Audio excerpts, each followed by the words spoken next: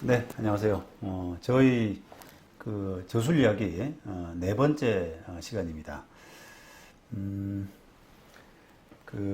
사기당하지 않고 부동산 거래하는 법, 그 다음에 부동산 지키는 법, 키우는 법, 그 다음에 제 출판사를 이제 차린 후에 부동산 유치권, 그 다음에 상식 밖의 부동산 법 이야기 네 권 시리즈, 그게 출판된 이후에 바로 몇 달 만에 다시 이제 책을 냈는데 그게 법정지상권이라는 책입니다. 자, 이런 책인데요. 네. 지금 부동산 전문 변호사가 전하는 법정지상권이라서 부동산 판례해설 시리즈 역시 제 출판사인 도서출판 LTS에서 출간을 했습니다. 기억하실지 모르겠지만 부동산 유치권 책하고 이렇게 좀 비슷하죠.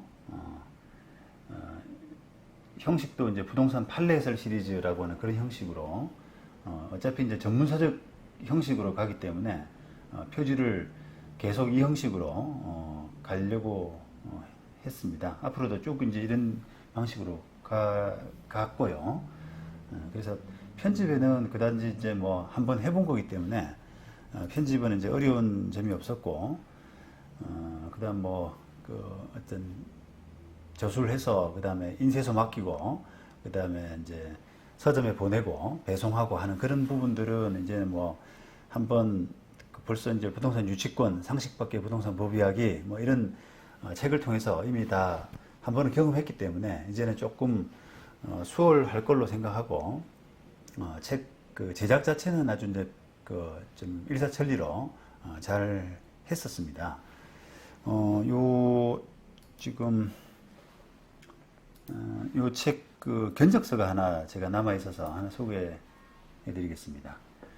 요 당시가 이제 2009년도 8월이니까 우리가 유치권 그다음 상식 밖의 부동산 법 이야기 그 출간 이후로 한 몇 개월 뒤에 벌써 제작이 들어갔었죠. 이 현문사 예전 출간했던 현문사에서 이렇게 의뢰를 했고요. 그 다음에 한 1000권 정도를 이제 의뢰를 했습니다. 그죠? 1000권 정도를 의뢰했는데 이 제작비가 550만 원 정도니까 한 권에 한 5,500만 원, 5,500원 정도, 그런 정도 단가가 나옵니다. 이게 제 예전 영업 비밀인데, 지금 뭐 시간이 너무 오래 지났으니까요. 그리고 요 이제 구분을 보시면은, 여기 인쇄비가 270 정도, 그 다음에 용지대가 220 정도니까, 이 인쇄대는 사실은 이제 책을 100권을 찍든 500권을 찍든 1000권을 찍든 간에 이건 별 차이가 없어요. 거의 한번 이렇게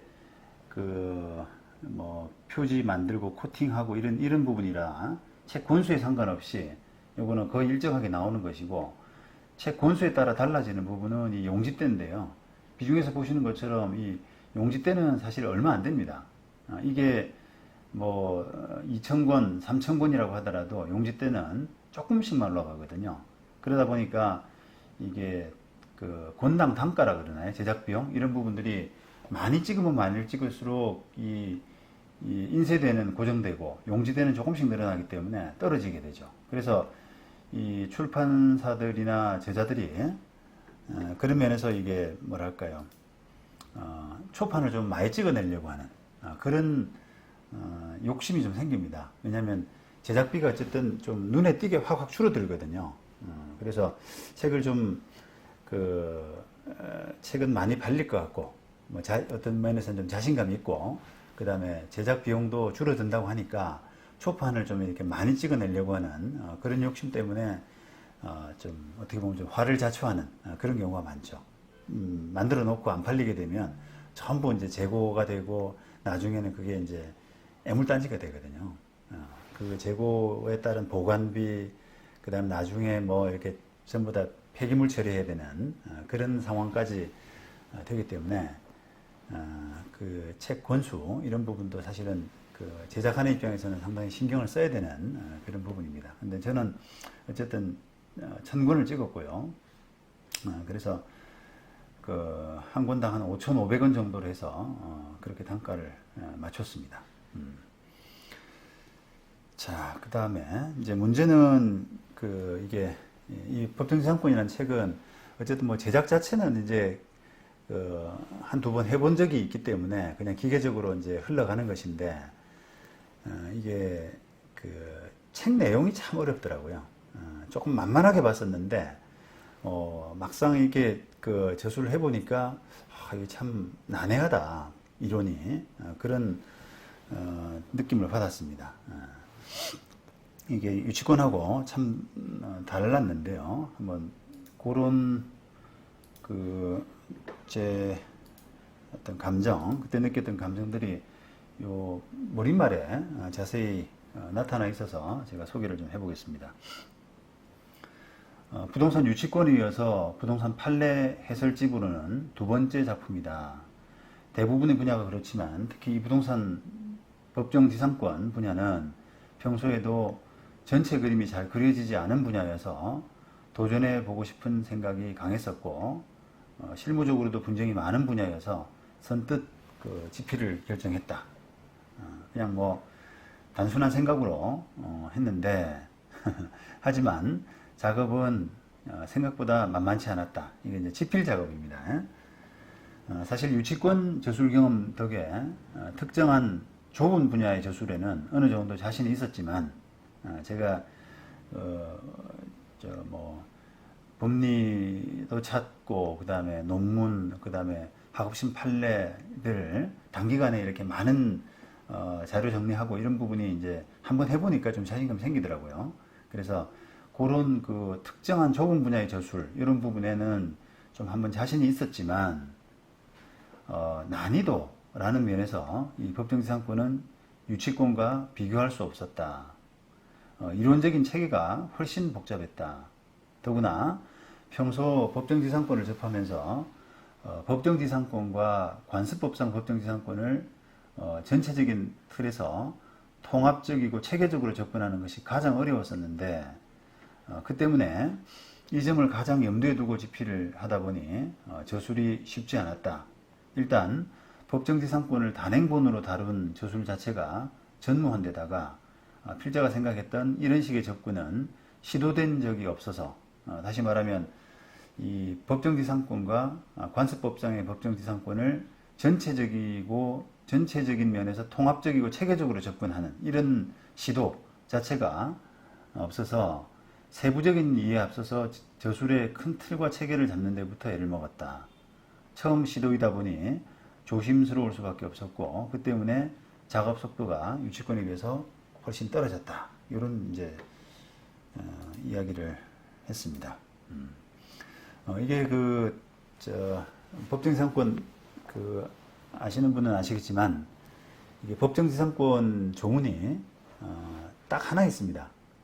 법정지상권은 366조 조문에 딱 하나 있는데요. 제가 한번 읽어볼게요. 저당물의 경매로 인해서 토지와 그 지상 건물이 다른 소유자에 속한 경우에는 토지 소유자는 건물 소유자에 대해서 지상권을 설정한 것으로 본다. 이렇게 되어 있단 말이에요. 그래서 그게 이제 법정지상권에 관한 유일한 조문이고, 그 다음 우리가 많이 이야기하는 관습법상의 법정지상권, 이 부분은, 관습법상의 법정지상권은 판례로서 인정한 권리입니다. 그래서 조문이 따로 없습니다. 조문이. 그래서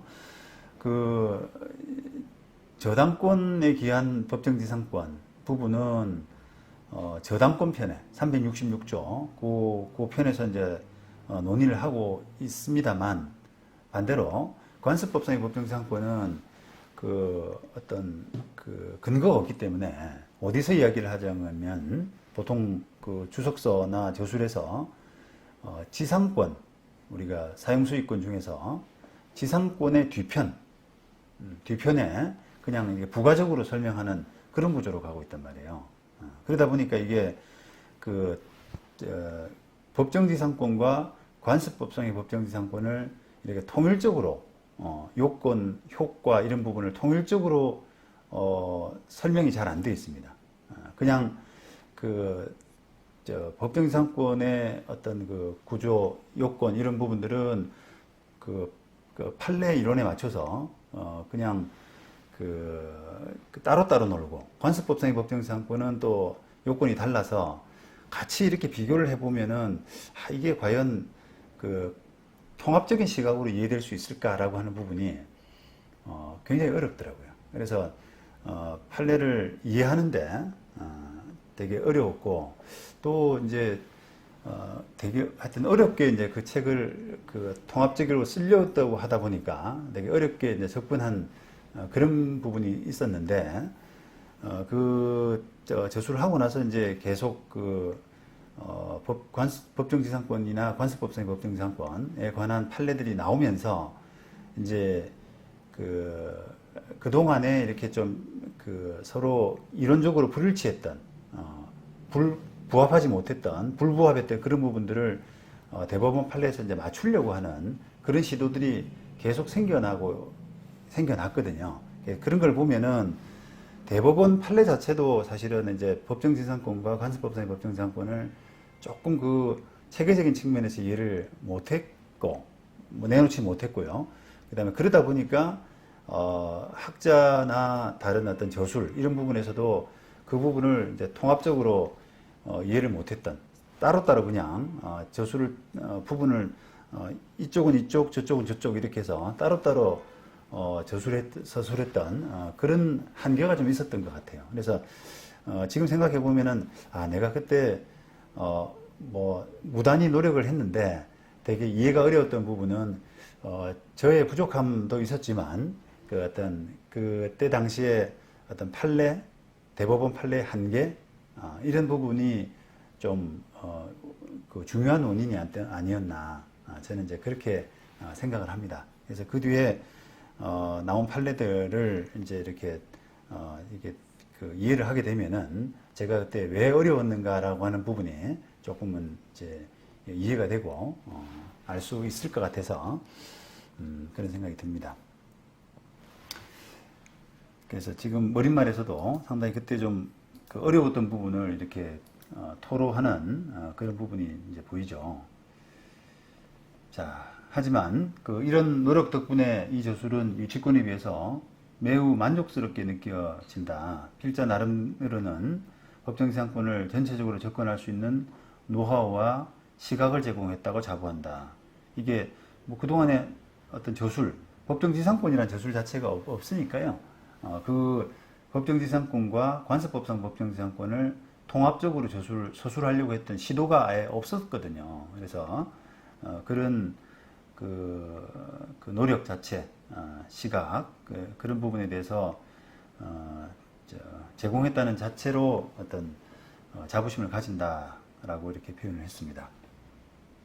아울러 유치권과 마찬가지로 약 5년 정도의 하급심 판결을 엄선 정리해서 적절한 위치에 반영한 점도 이 저술의 특징이다.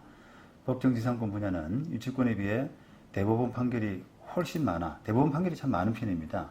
훨씬 많아서 많이 축적되어 있어서 하급심 판결에 대한 필요성이 적기는 했지만 세부적이고 실무적인 이해를 위해서는 여전히 하급심 판결이 많이 도움이 될 수 있었다. 이번 저술을 통해서 경매의 양대산맥을 넘었다는 자부심과 함께 앞으로도 계속 실무적으로도 관심이 높은 부동산법 쟁점들을 하나씩 정리해서 전문 지식을 정확히 알리는 데 기여해야겠다는 확신을 가지게 되었다. 이렇게 마무리했네요. 그래서 그때 이제 이게 2009년도에 벌써 이제 어떻게 보면은 유치권, 그 다음에 상식밖의 부동산 법 이야기, 그 다음에 이 법정지상권까지 세 권 책을 낸 셈인데, 물론 상식법 부동산 법 이야기는 어찌 보면 칼럼을 썼던 것을 모아서 출간한 거기 때문에 2009년도에 다 이루어지는 일은 아닙니다만, 유치권과 법정지상권은 사실 2009년도에 이제 이렇게 집중적으로 작업을 했던 그런 작품들입니다. 아마 유치권 작업하면서 저술하면서 어떻게 보면 되게 벅찬 느낌들, 전에 말씀드렸던 이 판결이라고 하는 가치, 이거를 잘 이해하고 적절히 분석해서 적절한 위치에 배치를 하는 자체만 가지고도 사실은 훌륭한 책이 될 수 있다는 그런 어떤 그런 느낌, 그런 기분 좋은 느낌, 이런 부분들이 이렇게 법정지상권을 좀 빨리 쓰게 하는, 빠른 작업을 하게 하는 그런 동력이 아니었나 생각을 합니다. 그 뒤로도 지금 머릿말에서 보시는 것처럼 이게 전문서적 분야를 이제 계속 출간을 하게 됐고요.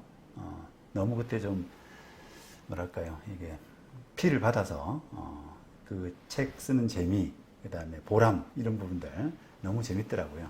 그래서 책이 많이 그 뒤로도 많이 나오게 됐습니다. 네. 다음에도 이런 전문 서적들, 뭐 제시의 물건이라든지 뭐 여러 가지 이제 전문 서적들이 많은데 그런 책들을 순차적으로 소개를 해드리겠습니다. 감사합니다.